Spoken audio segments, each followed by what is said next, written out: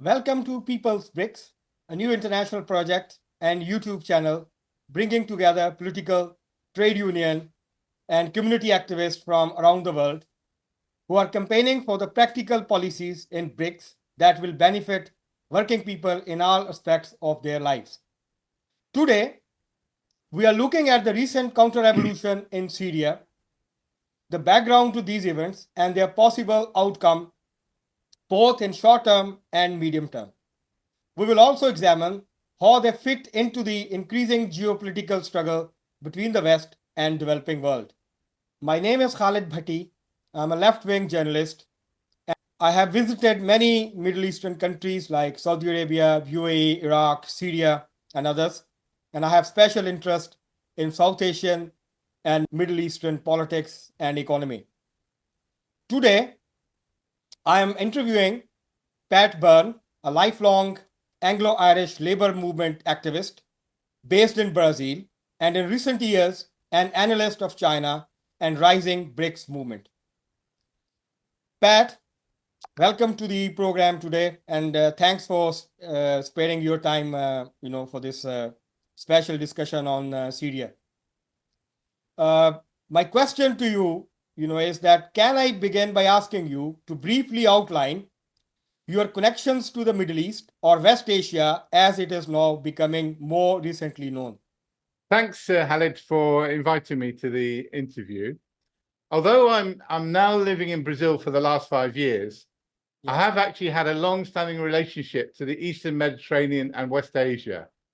I first visited Israel in 1969 and many times since then.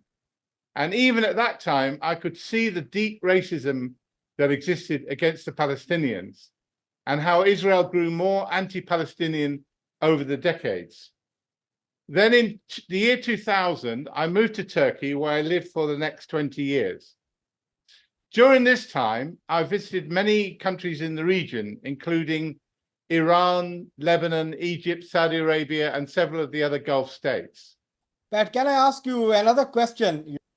The recent dramatic events in Syria are being framed mainly around the rule of ex-president Bashar al-Assad and developments inside Syria since 2011, and also around conflict between Syria and Turkey, Israel, the United States, Iran, and Russia. However, the roots of this conflict obviously go back much further. Could you briefly highlight some of this background so that we can better understand recent events? Okay, well, I don't want to spend too much time on the ancient history of this region, which really goes back thousands and thousands of years. What I wanted to focus on, first of all, is the common feeling that exists among Arabs in both West Asia and all along North Africa. And the reason why this is developed is that although it's a huge geographical region with many different features and climates and agriculture and so on, the fact is that after Muhammad, the Prophet Muhammad, died, the Arabs have become a part of a series of large Islamic empires. So, for example, we had the Rashidun Caliphate, the Umayyad Caliphate, the Abbasid Caliphate, the Safavid Caliphate, and then finally, of course, the Ottoman Empire. And these empires created a unity based on common religion, language, and culture among many of the Arabs, which it's a feeling, a consciousness that carried on even to the present day and has influenced politics, as we will see. Now, from the 19th century, British, French, and Italian empires that were formed in that period, they invaded North Africa and parts of the Middle East. And they artificially carved up the whole region after the departure of the Ottomans at the end of the First World War. And one growing attraction for this imperial invasion was, of course, the discovery of oil in the region, particularly in the early part of the 20th century. Then in the 1920s and the 1930s, various anti-colonial movements developed among the Arabs, including in Libya, in Palestine, Iraq, and so on. Now, there were a number of uprisings in that period, but they were generally successfully put down by the imperial powers because of the imbalance of strength on both sides. However, after the Second World War, as we know, the old empires, the British, French, and other empires in Europe, they began to lose their power very rapidly. And so we saw the successful rise of Arab nationalism across the whole region. And this led to major uprisings and changes in countries like Egypt under Nasser, in Syria and Iraq. And these movements were all seeking to overthrow the corrupt monarchies that had been supported, often been installed or had been supported by these empires as their local rulers and puppets. Now, at this point, I'd like to ask Khalid a question, if that's okay, because I know he has a lot of knowledge of this region. In this period, we saw the rise of the Ba'ath Party. And perhaps, Khalid, you could tell us something about this movement and how it shaped events in Egypt, Iraq, and Syria. Yeah, Pat. Two factors I think mainly contributed in the rise of and the development of the Ba'athist movement in Arab world, especially in Syria and in Iraq. One was the Russian Revolution of 1917 and increased influence of Soviet Union. A whole layer of workers, peasants, young people, and middle class layers, they radicalized as a result of this movement. And also, the other factor was the anti-colonial movement that developed in the different countries. And the Ba'athist movement, as an ideology or the political philosophy, started to develop in the 1930s. But the political parties, they established in 1943 and then in 1947. First in Syria and then in Iraq.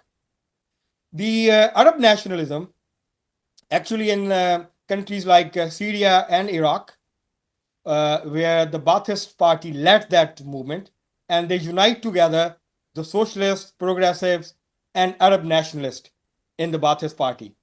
But in Egypt and in Libya, the development was, somehow different. There was no mass Ba'athist Party developed, but instead Arab nationalism, radicalized, form of the Arab nationalism, it developed around Jamal Abdel Nasser. When he took power, he nationalized the economy. He was a left wing, we can say. It's a radical anti-colonial government that came into power. But in Syria in 1960s, early 1960s, and also in Iraq in 1963, the Ba'athist Party took power. Khalid, can I ask you, what does the name Ba'athist Party mean? It means in Arabic a socialist party. Okay. Yes, right. It means socialist party. And it was developed, actually the Ba'athist, if we can say, like a Ba'athist political philosophy, it was based around three. It was on the three elements, basically. One was the socialism. Second was Arab nationalism. Third was anti-colonialism. And these parties was mass parties. It was like it was a Arabic version of the Marxist ideas. They made some changes, like as the Chinese say, socialism with Chinese characteristics. So the people who founded the Ba'athist movement, they were called to say that it's socialism with Arabic characteristics. And what they mean was that we are trying to develop socialist ideas in the peculiar or certain conditions in which the Arab world lives at that time. So the Ba'athist movement developed, especially in Syria, in Iraq, but they have also branches in some other countries. But they never been able to gain a mass base in other countries. But the Ba'athist movement in Syria and Iraq, it radicalized the whole layer of intellectuals, army officers, junior and medium rank, middle rank military officials. And in both countries, in Iraq and Syria, the revolutions, or the seizure of power was done by the medium ranked and low junior ranked military officials. They have a quite big influence. Like Hafez al-Assad was a senior officer in the Air Force, Syrian Air Force. And in Iraq, General Qasem Fahim and the other generals, other colonels and other military officials, they took power, they seized power in 1963, but they again lost it after it. But then in 1968, they regained the power. So from here, they developed the Ba'athist movement in both the countries. Like in the 60s, 1960s, like Syria and Egypt, they they announced the merger and they formed the United Arab State, but it couldn't last long. And when Jamal Abdel Nasser lost the power, they again become the two countries. What happened was when Hafez al-Assad, he took power in Syria and Saddam Hussein took power in Iraq. We saw emergence of a new Ba'athist, ideology or political philosophy, whatever we can say. They were like very radical, economically very radical governments. They nationalized the economies, they nationalized the multinational assets, the foreign assets in their countries. They distributed land, they introduced land reforms, and they distributed land amongst the peasants. They developed a very strong anti-imperialist foreign policy. They like even though they were led by the military officers, but they also mobilized the masses, the workers, the peasants, intellectuals, and the other section of the society.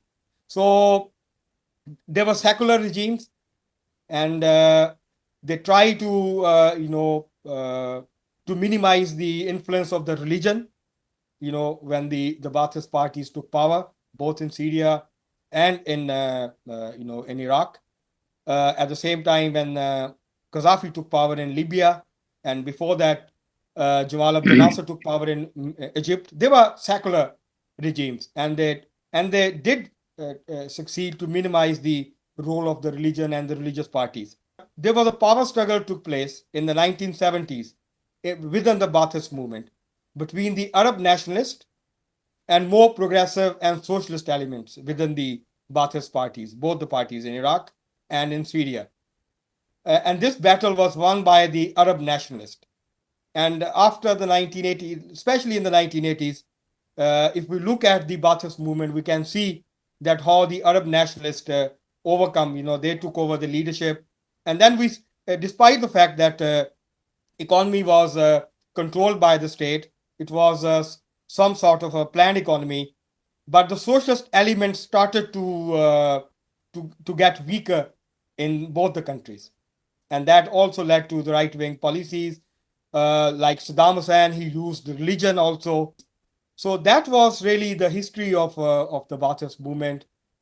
But in the 1980s, the religious political forces or the religious parties, they started to gain foothold there. We will later discuss how the US imperialism and the Western powers, how they encouraged the Muslim Brotherhood and the other fundamentalist group, and they used against these secular Arab nationalist and socialist regimes in these countries. Yes. Khaled, can I ask you a couple of follow-up questions to this, if that's okay? Yeah, okay. Yeah. So just to recap, am I right in thinking that the aim of this movement was to try to unite the Arabs across the whole of not just in the Middle East, but even along the coast of North Africa, yes. And to try to disregard the artificial national borders that had been imposed by the European empires? Would that be accurate to say? Yeah. Yeah. Yes. I agree with you. Yes. The other question was, if I'm not mistaken, these regimes, when they came to power, they set about using the oil income and trying to share it more, instead of it just going into the pockets of the royal families, these corrupt royal families. They tried to share these oil incomes across the population, and that this led to improvements in living standards. Perhaps you could say something about that. Yes, you're right, Pat, because just take the example of Libya, what Gaddafi did in Libya. The living standards of the Libya the Libyan ordinary people, was much higher. What he did was he used the money that was coming from the oil to develop education system, to develop the health services. In the early 1980s, the health services, like the health facilities in Libya, was equivalent to the health services in most of the southern European countries, and the living standards was enormously increased by these policies, because we can say, because different people use different terms for that. Some people say state socialism, some say state capitalism, but it was like more like a planned economies, or like a more state controlled economies. And the state used, state played its role in the redistribution of wealth in the society. And with this policy, like in Iraq, and also in Libya, even the expatriate workers, the foreign workers who are working in these countries, even in Syria, they made the law that these workers will spend 1/3 of their incomes in the, like, in Libya, in Iraq, where they are working, and they can send the rest of the money back to their countries. So they're trying to strengthen their national economies through these reforms. And they enormously, they, like in Iraq was, before the invasion of America in 2003, Iraq was the most urbanized country in the Middle East and Arab world. More than 74% of the Iraqi population was living in the cities, and they had all the basic facilities and needs. So these regimes played a very progressive role as far as the economy is concerned, and it enormously increased the living standards. They introduced different sort of reforms. So they did use it was not just the, like other, like Saudi Arabia, like UAE, and the other countries, Arab countries. They use their uh, oil wealth to enrich the ruling class, the elite. But in these countries, like Syria, Iraq, Libya, they use the oil money to provide basic facilities, services like education, transport, housing to their own people. So they did play a very good role. I think I can gather from that, because you talked about how to achieve this economic uplifting of living standards for the ordinary people. They had nationalized the various Western oil companies and other companies that were creaming off a lot of the wealth of these countries. So I can see from that why, because a lot of people are confused about that. They can't quite understand why it is that America has been so prejudiced against these regimes, and has kept seeking to overthrow them in one way or another up to the present time. And I think we can see why that is.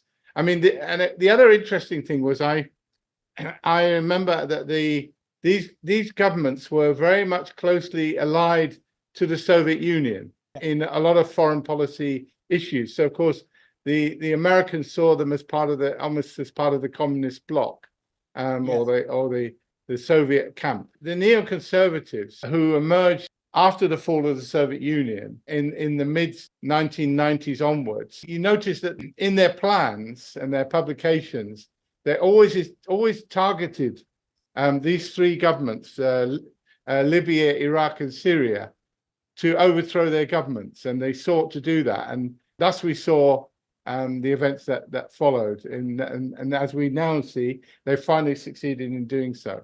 One thing that you've talked about, the economic development, I'd like to say something about the downside of these regimes in terms of their brutality, because that is a big question that is being used to justify, and has been used to justify, the overthrow of these governments. Now, one of the things that I followed was that obviously when these regimes came to power, the Ba'ath Party regime in Syria and Iraq, and Gaddafi's regime, and they were put in power by the junior officers.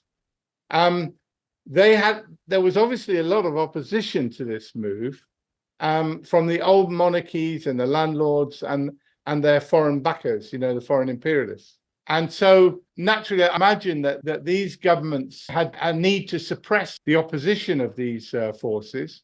And that would be the beginning of the very top-down repressive nature of these regimes. Another aspect, of course, was the fact that they were modeling themselves on the Soviet Union, which itself was, while by this point, not as repressive as it was in the days of Stalin, but the model that the Soviet Union kind of encouraged these regimes to follow was to create a very top-down repressive system as it existed in the Soviet Union. But also, I think that there was, over time, there was a degeneration of the regime, so that you naturally get, while they were doing maybe some good things on the economic side, you would naturally get intellectuals and academics and political activists who would object to this kind of, for one reason or another, this kind of regime and the format of regime over time. And so, of course, they would then fall into the hands of the secret police of these governments and end up in their prisons and dungeons. And we started to see, examples of torture on a quite widespread scale. And not only that, we also saw, even in the economic side, these regimes started to run into problems. And then with the rise of the neoliberal movement in the 1980s, we started to see some of these neoliberal ideas seep into, not just in the Middle East, but everywhere across the world. And we started to see some of the more progressive socialist elements begin to dissipate. For example, in the 2000s, Bashar Assad, the son of the former leader, he started to privatize quite a lot of aspects of Syrian life. And thus, as a result, he was being invited to the Queen Elizabeth's various events in Buckingham Palace in Britain, and he was even being considered for a knighthood by the British government under Tony Blair. So, the progressive nature of the regime was degenerating over time. And so, of course, this naturally would lead to even more people being taken up by the security services and suppressed. Now, the biggest movement that we haven't yet talked about is the rise of Islamic fundamentalism, which is yet another force that developed. I'd like to ask you, Khalid, if you could explain some of the reasons for this rise of Islamic fundamentalism and where it came from. Yes, but it begins in Egypt when Jamal Abdel Nasser took power. The Muslim Brotherhood was there as a movement, Islamic movement. It was already existed there. But when Jamal Abdel Nasser, he nationalized the Suez Canal, and he also nationalized some other sectors of the economy. So the British and the Americans, they started to support Muslim Brotherhood. They also armed it to have an armed uprising against the Jamal Abdel Nasser regime. And it couldn't succeed, but they organized the sabotage activities and other things. And from where, the British, and both the British and the American imperialism, they used the Muslim Brotherhood in the Middle East to destabilize these regimes, and also to develop an alternate political parties in opposition to Ba'athist parties or the other left-wing secular parties like in Algeria and other places. They use the Islamic fundamentalist organizations in Afghanistan, like from 1979 to 1988, the American imperialism and the other Western powers, they used the jihadis there. And against the Soviet Union, when the Soviet troops went into the Afghanistan, they used the most reactionary Islamic elements, to develop a jihadist movement, arm them, support them, give them money.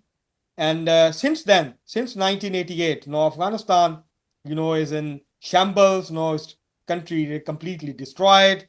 The different factions are fighting with each other. And there is no, real stability and, a peace in relative terms in Afghanistan. Same thing happened like in Iran, in 1979, Islamic Revolution, the Shia clergy came into power, and since then now they are controlling, they are ruling Iran since then. Even though this regime is anti-colonial, like anti-American, they use slogans against Israel, against the American imperialism, but it's a reactionary right-wing regime, who came into power in Iran.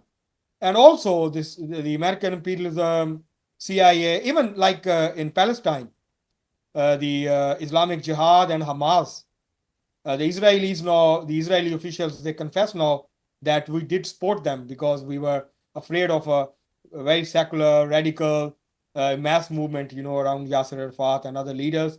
And we developed these organizations as counter, to these organizations, the secular, more left-leaning or radical, nationalist movements and organizations. So Islamic fundamentalist organizations were used, to strengthen when the Jamal Abdel Nasser went after the Muslim Brotherhood. Saudi Arabia gave asylum to more than 85,000 Muslim Brotherhood members. And the other regimes, the monarchies, in Gulf and other countries, Arab countries, they also supported these reactionary elements, these reactionary organizations to destabilize and to weaken these secular left-wing, parties and the governments. So they use the Islamic fundamentalism, and now, the other reason I think, the rise of neoliberal ideas, in the early 1980s when it developed to spread, it also affect the the Arab world, and we see the right-wing movements developing there. But the imperialist powers, the new imperialist powers, America, Britain, and the others, they use the Islamic religious fundamentalist organizations, as an alternate political force, against the more secular, left-wing, socialist sort of regimes.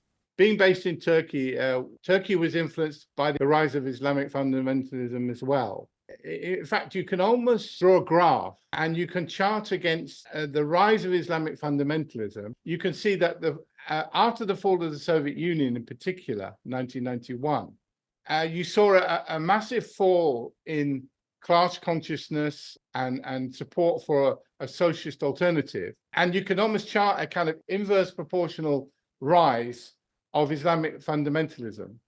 And even in my own personal life, I had friends who had been regarded themselves as being socialist and being on the left in their support for radical movements in the 1970s, but who ended up in AK Party, the party that supports Tayyip Erdogan in Turkey, because they began to see the left had lost its way, lost all credibility, didn't offer an alternative to the problems of their lives and the discontent they felt, and they could see no other alternative but Islamic fundamentalist movement, and they turned to that. So, I think you can see the kind of how these geopolitical movements affect.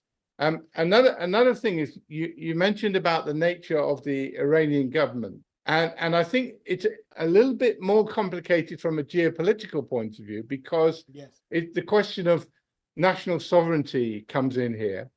Yeah. And the reason why the Western powers have continued to try to, and in some cases been successful in overthrowing these governments, was based on this question of sovereignty, because the Western powers, especially America, saw these governments as unwilling to bow to their will. They felt, their fundamental, their crucial demand was that these governments do the bidding of the West and obey their commands and fit in with their international order. And these governments were not willing to do that. This is both in Syria, in Libya, in Iraq, and in Iran, of course. And so that's the fundamental reason why the neoconservatives in America, with their allies in the West, have continued to try to overthrow, and in many cases been successful in doing so, these governments, so that they can get puppet regimes in their place that will do their bidding. So I think within the geopolitical framework that is now developing of the rise of the BRICS, this adds a complication to all of this. So, for example, Iran has joined the BRICS because it wants, its national sovereignty, which if there's going to be changes in Iran, and any changes you might have wanted to see in Syria, it had to come from the people itself and not by foreign interventions.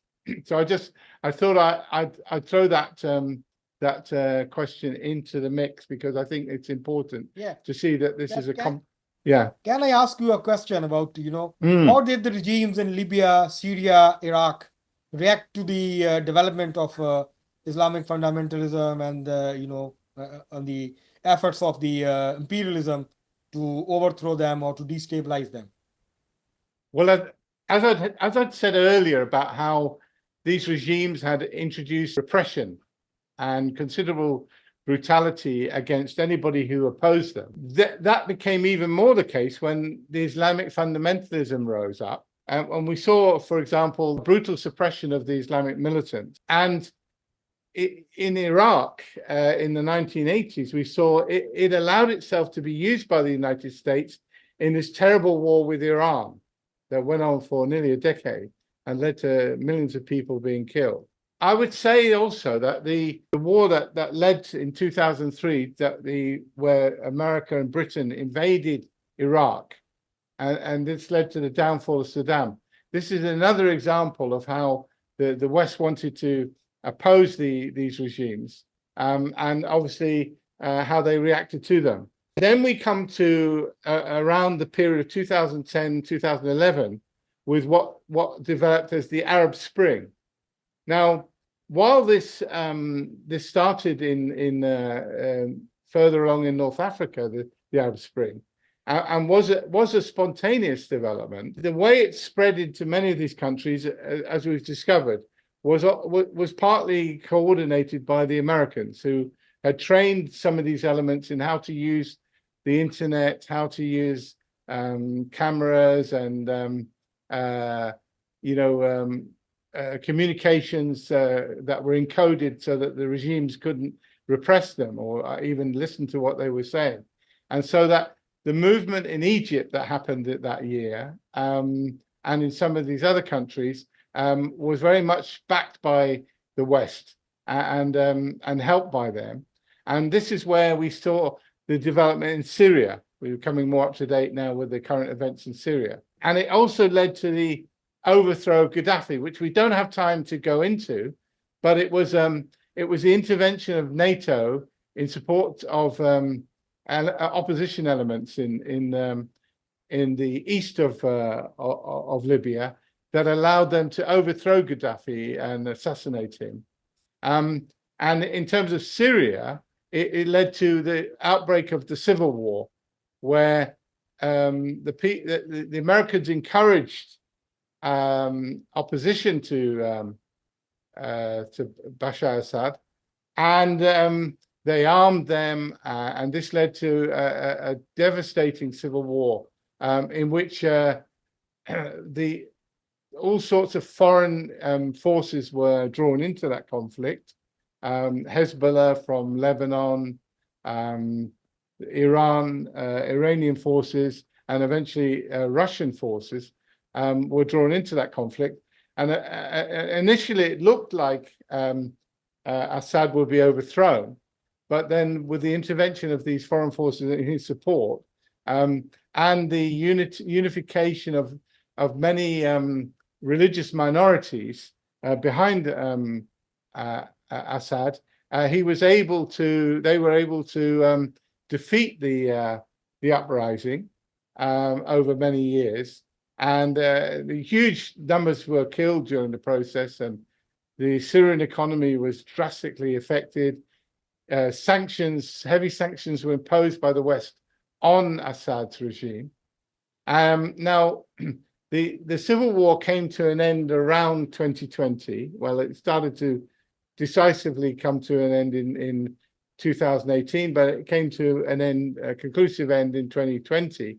But it still left a large section of the country around Idlib. And I hadn't mentioned, sorry, I should have mentioned the intervention against Assad by Turkey. And Turkey were backing elements of ISIS and so on, Islamic fundamentalists, and they were able to keep a part of Syria under their control. Now, let's now, perhaps I can ask you a question back, Khalid. Why do you think after you had this civil war came to an end in 2020, but leaving a part of Syria under Turkish and Islamic fundamentalist control?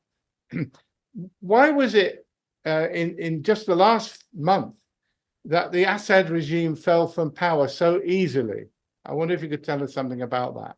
Yes, Pat, there are, different, factors behind it. I think the main factor was the economy, because the extreme sanctions imposed by the US and Western powers, really crippled the economy. It really strangled the economy, Syrian economy. The oil was in the hands of the rebels and the Americans. And so the Syrian government the Syrian state lost the very important source of the income, and there was huge expectations when the civil war ended around 2019 and 2020, that now the economy will improve and their life will become easier, and their incomes will increase, but all these expectations were not fulfilled, and the regime was not in a position economically, to increase the wages, to develop infrastructure that was destroyed during the civil war. So I think the people started to lost hope that this regime is not in a position to improve their lives, to rebuild the infrastructure, to rebuild the country.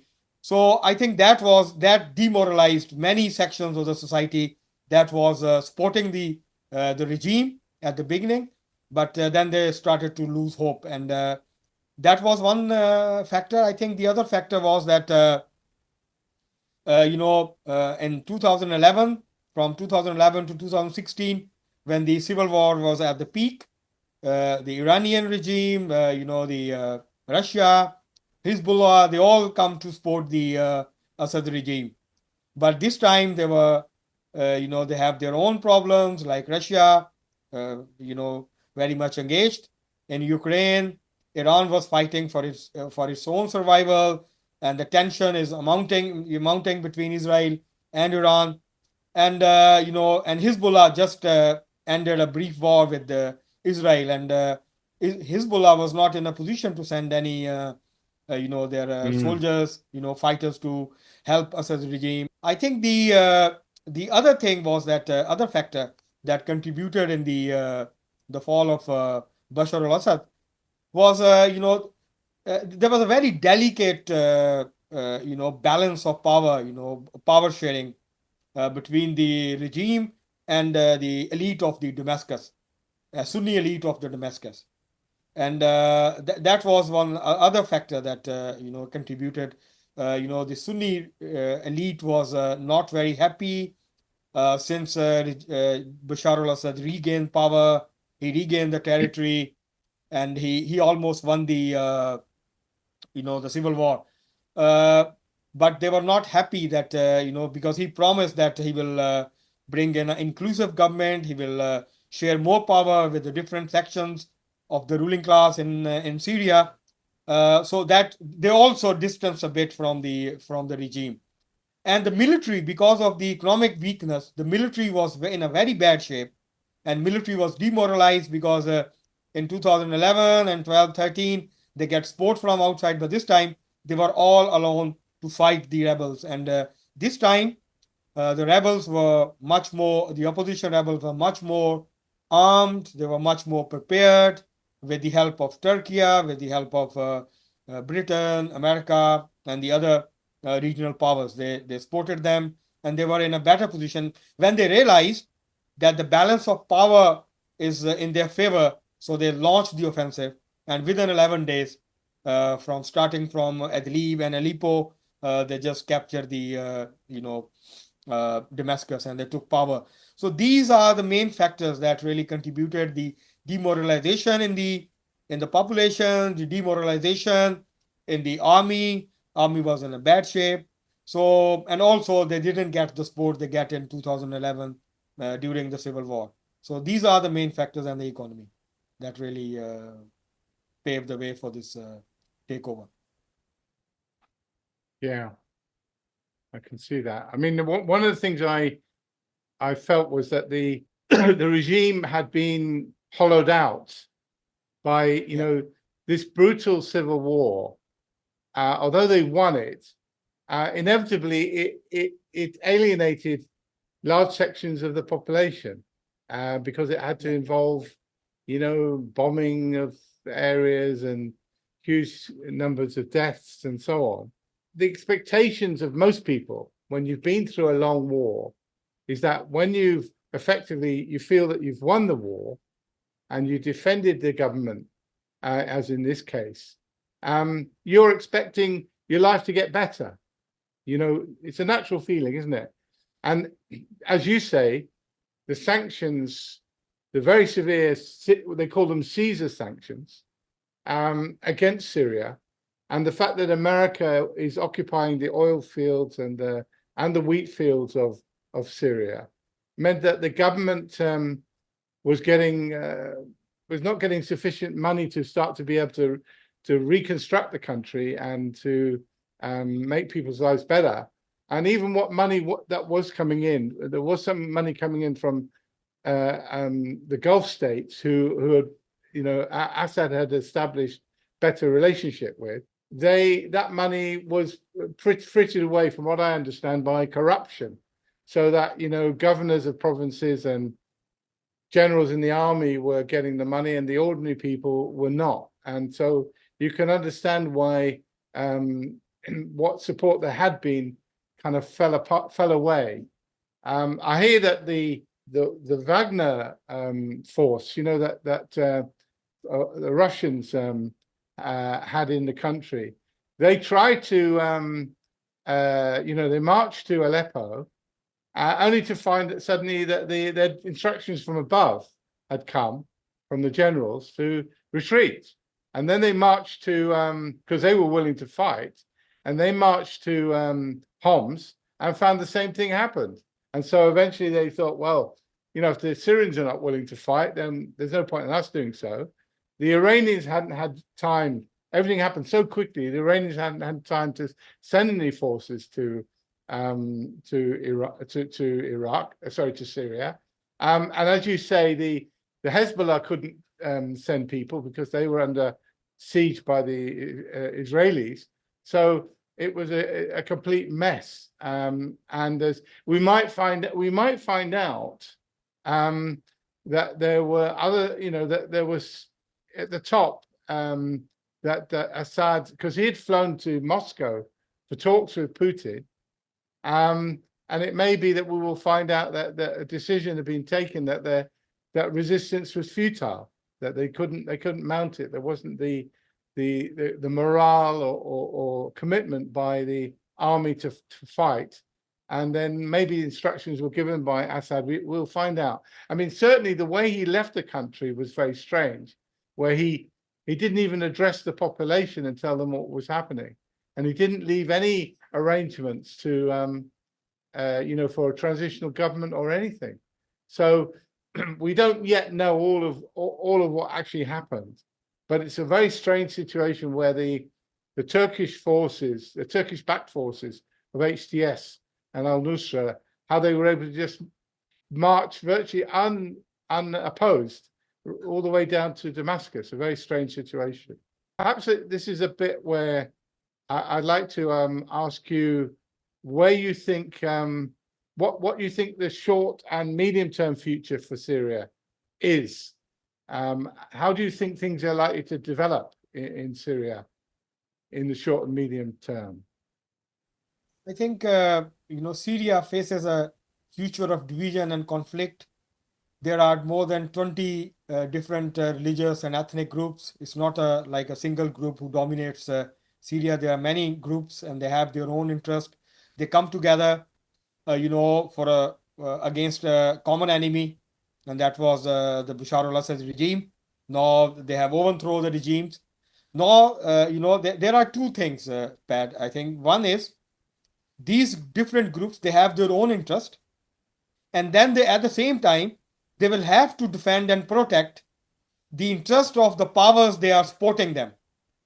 Like Turkey, like US, like Saudi Arabia, and the other countries like Jordan and the others. So these groups, they are not independent groups. They have backed by different international and regional powers. So at certain stage, I think they will have to choose their own interest and the interest of the powers they are supporting them. And I think that will develop, because as I mentioned earlier, economy is the key. If the new government fail to revive the economy and to strengthen the economy and to improve the living conditions of the people in Syria, there will be a lot of pressure. And if the economic sanctions are not lifted immediately, and if they started to consume the money, because they are different groups and they will fight with each other to get the maximum influence inside in Syria and in the new government. The other thing I think is the like Syria, like Turkey. Turkey will do everything to increase its influence, and they have already, like the Turkish-backed groups, armed groups, they have already started fighting with the Kurdish forces.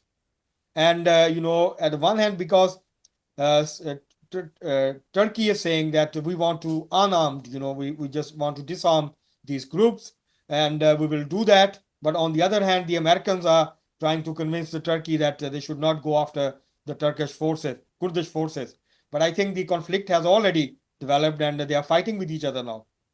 And in the different regions, the different groups can fall out with each other, and a new civil war can start in the short and in the medium term.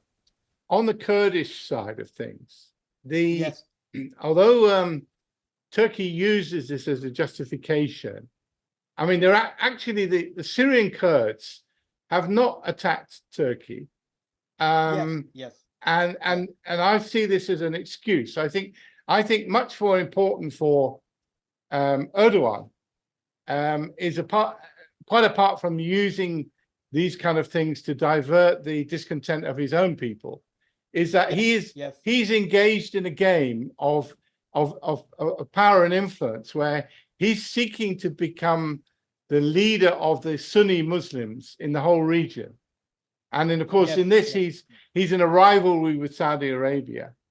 And of course, and also we don't know exactly, but there's a possibility that he will try to gain territory and annex territory such as Aleppo and bring it into Turkey as a state. And of course, if he does so, this is a complete abandonment of the policy of Ataturk, which was, after the end of the civil war in the 1920s, which Turkey won, Ataturk announced a policy which has been enforced for a long time of peace at home and peace abroad. And Erdogan, of course, doesn't follow this policy, not being a follower of Ataturk. And so, of course, if he tries to permanently annex part of including Aleppo, the problem is, of course, that he may be importing over time conflicts into Turkey by doing so, because these Islamic fundamentalists that he has armed and financed and trained, they may turn on Turkey at some point. This is always a possibility. And in fact, Yes. wouldn't you say that the danger of as you talked about it, of a civil war between all these groups, doesn't this have a danger of destabilizing all the countries surrounding Syria, and not only that, causing a new wave of refugees? I think Jordan will be badly affected if new civil war started in Syria. I think Jordan will be affected widely, and it will be because it will be very cautiously watching what is happening in Syria, because even though the Golani-led HTS and the other groups, they are saying they don't have a global agenda, and they just want to keep power in Syria. They will impose Islamic laws. They will make secular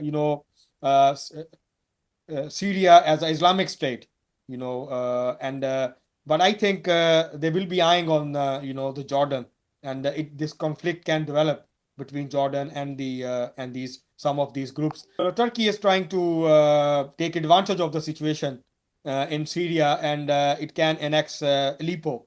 So the same thing, Israel also advancing.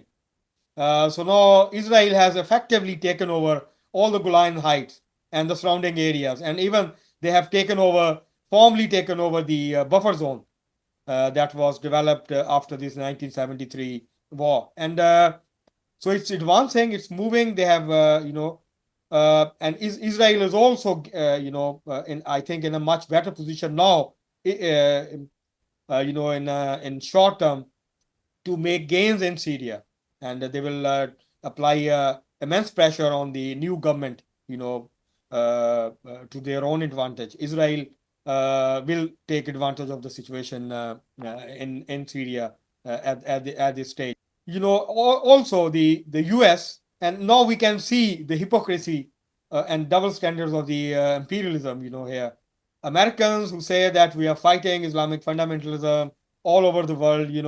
Like in Africa, in Afghanistan and other places.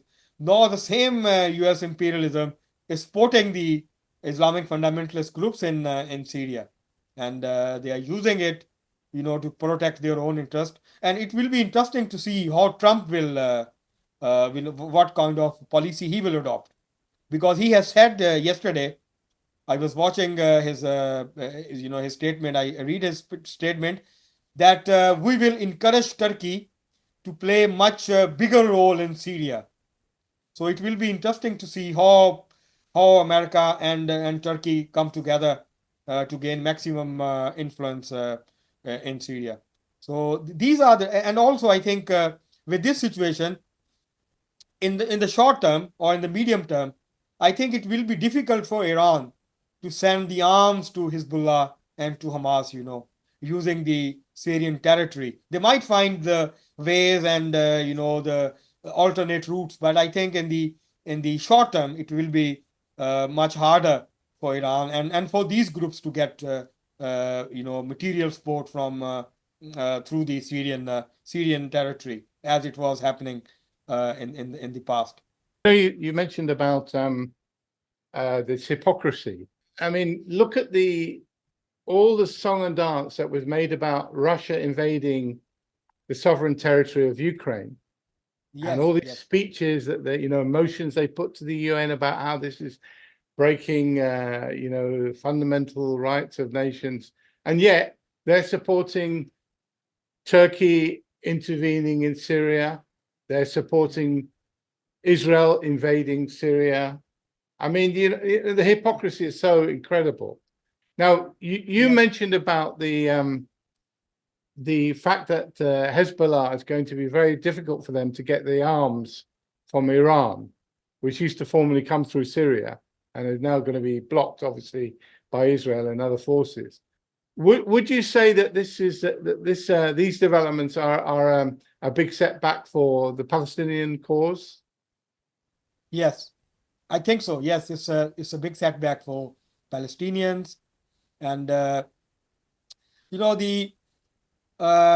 with the overthrow of Assad's regime, the axis of resistance is broken. That is the reality. Even if we say for the short term, it has broken. Hezbollah is very weak, and now I think, in my view, the British and the US forces, the Air Force especially, forces will target the Houthis in Yemen. They will bomb the Houthis in Yemen. They will try to weaken all these forces, and Palestinians will suffer more now because the Iranians will not be in a position to help them materially, and the destruction and the power of destruction displayed by the Israelis, they are continuing with that. They are destroying the already displaced people. They are attacking them every day. So I think the Palestinians, yes, I agree with you. The Palestinian, it's a big setback for the Palestinians, even though Syria was not as compared to the past, like in the 70s or in the 80s. It was not supporting them very actively, but still they are the bases there. They had a territory where they can you know uh, come and rest and then can go back and fight and all these things. But now they have lost that, and Right. so I think it is because it will the new government in Syria. It will be interesting. The last point I want to make, because I think the differences will also develop between the more liberal and secular forces, opposition forces, the liberal opposition forces backed by the Western imperialism, and also the more religious, the Islamic fundamentalist groups. I think the differences is eminent to develop, and it will emerge sooner than later. I mean, on that point, Khaled, you know, there are a lot of mainly Sunni Muslims celebrating the fall of Assad. A big deal is being made about the whole, the brutal nature of the regime that we've talked about earlier. But would you say that there's a big danger that the new regime that's being established in Syria will be like an Islamic fundamentalist version of this brutality and repression?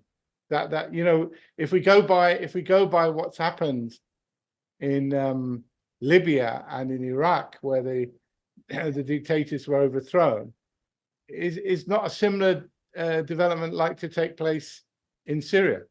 I think it will be a similar sort of regime that we can now find in like in Afghanistan, the Taliban. They are not very different from Taliban in their ideology. They might not start to come out openly and impose, like restrict the women, and introduce other very rigorous like punishments and all these things, but under pressure from the West. But I think as they will get stronger, and if they stabilize their regime, they will come out, they will introduce these, they will go after the minorities, the minority sects there, Alawis and the others. And I think, yes, there is a possibility it will be a very conservative, very religious, and a very fundamentalist sort of a regime that will emerge. I mean, one of the things that worries me particularly is that, it's bad enough in Iraq, where you have about 3 main groups, but also other groups, maybe about 6 different groups. In Syria, you're talking about at least 20 different ethnic and religious groups. It's perhaps the most divided country in the whole region. Yeah. And the worry is that they'll all be at each other's throats, and being attacked by the new regime and by other forces as things. If the economy, as you say, is not revived, and then I think the danger is that people will turn on each other, the different groups, and we're going to see a terrible internecine warfare and repression, and huge numbers of refugees having to leave Syria again. This is what I'm frightened about. Can I ask you a question, Pat, on what has happened in Syria fits into the wider geopolitical struggle between the Western new imperialist powers and BRICS? How you see that? How it is going to shape up? Well, I think obviously for the short and medium term, I think the future for Syria is very bleak. Now, some people are criticizing the BRICS countries like Iran, which has now joined BRICS, Russia, China, etc., for not intervening in this situation. And I guess when they say intervening, it means on a military basis to help the Assad regime, which they feel, the fall of which they feel will lead to a even worse future for Syria. And I do understand that frustration that exists among people who, and they probably say that they probably feel that the BRICS nations are, despite all that's been talked about them being a major force that's rising, that they're toothless in these kind of conflicts with the West. But I think that this is an unfair criticism of the BRICS. First of all, the BRICS is, as it's now developing, is a very new organization, and it's in the process of having to lay down and create all kinds of new institutions, which will take time to come into effect. And it's always much harder when you're trying to challenge an existing order, which has been in power for, effectively for centuries. The Western powers, as they, you can even trace back the Western powers to the 15th century. As Portugal started its in the late 15th century, started its traveling around Africa and conquering countries and developing, as the Western powers used their enhanced military power to and shipping to be able to then start to build up their colonies and empires and so on. And it's when you're a new force that's arising in the world, it takes a long time to establish your institutions and your coordination and so on. And of course, not only that, the BRICS is not trying to use the methods of the old regime, the G7 and the empires and the military suppression, invasions and regime change operations that the West is using. They're trying to create a new system based on where the majority in the world decides things democratically, where the global majority imposes its will, and not through the means of war, but through economic strength and influence in international institutions.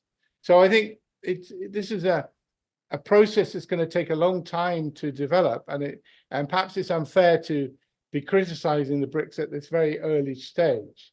Now, the BRICS is also starting from a position of the underdog, because they're trying to represent the poorer countries and to bring prosperity to the poorer countries. And that means they want to build things and not destroy them. Now, in contrast, if you look at the way the United States and its allies is operating, they can't build anymore.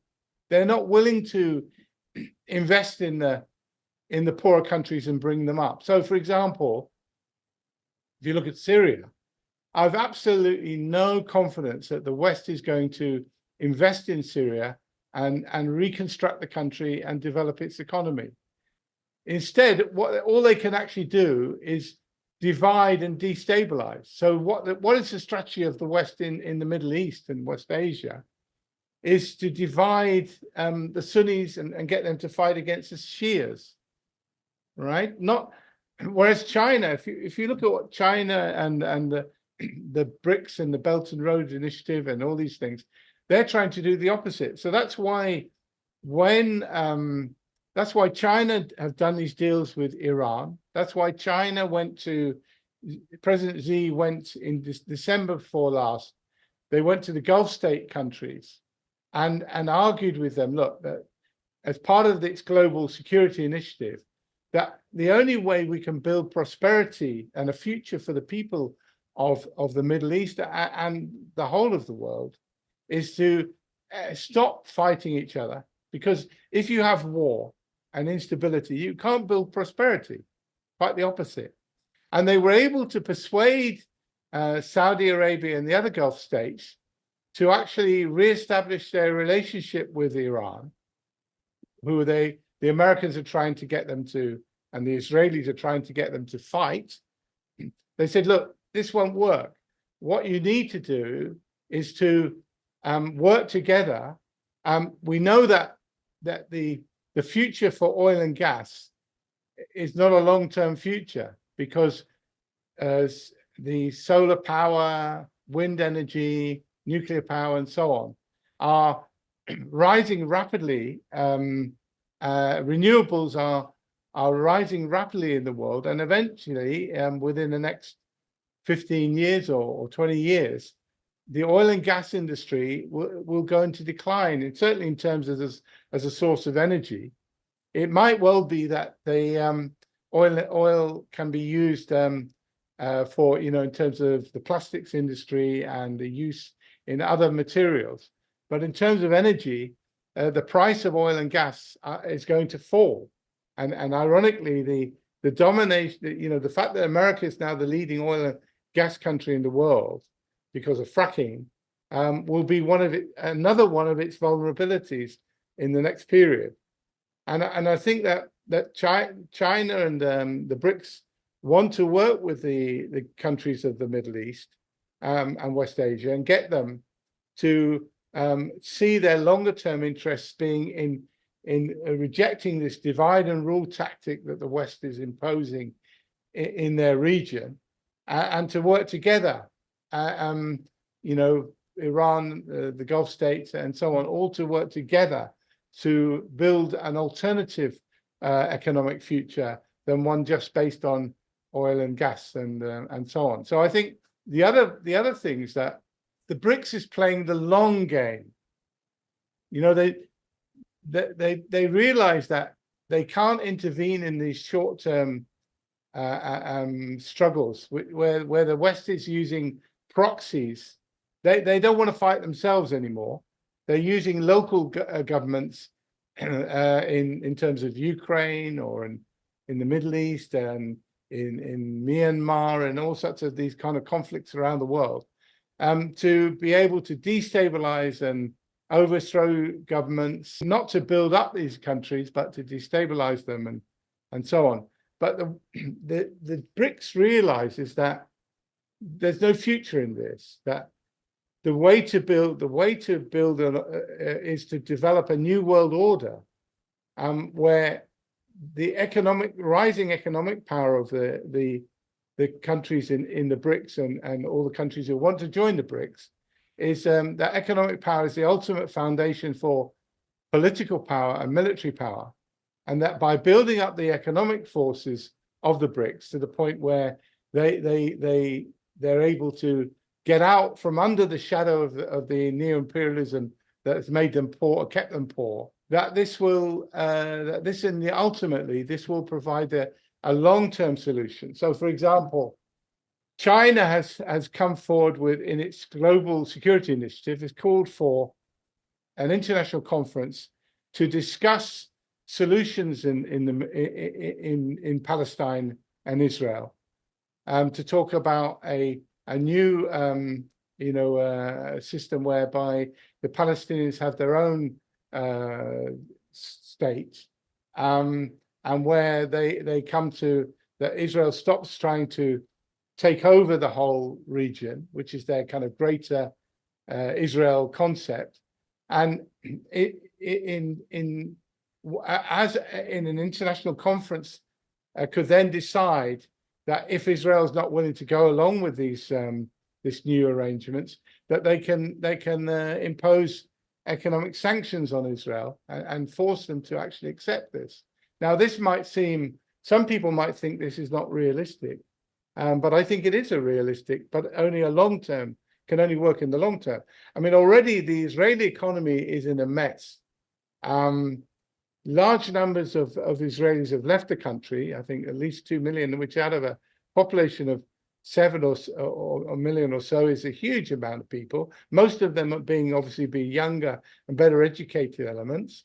The whole dream of Israel to become a technological powerhouse is falling apart. The startups, these new tech startups, many of them have collapsed. Nobody wants to invest in Israel because of the instability in the war situation. Tourism has fallen apart, has stopped almost entirely, because who wants to go to a war zone? And this situation in Syria could actually make things worse, because if Syria becomes a source of massive civil war and instability affecting Jordan and so on, this will have this will continue the instability within Israel, and Israel will be very vulnerable to sanctions in that situation. If the rest of the world has become so alienated by what Israel has been doing to the Palestinians in Gaza and the West Bank, that if the BRICS becomes the powerhouse which I think is going to become, and severely is able to challenge the old world order and come forward with a new one based on a global majority deciding things within the UN and within all these other international institutions. This economic growth of the BRICS will be reflected both in scientific and military technology. And if the West continues to decline in the way it has, this will no longer allow Israel to just defy the rest of the world. So although in the short and even medium term, there are bound to be casualties in this struggle for a new world order, that it will not be an easy course, because no power gives up the fight without, trying to resist. And we're going to see, I think, the US and its allies launching all kinds of destructive conflicts through these proxy wars. And sadly, the people of Syria and the Palestinians will suffer in this period. But in the long run, I think the global majority will succeed in reshaping the world. And I think they will succeed in imposing their will on the old neo-imperialist forces.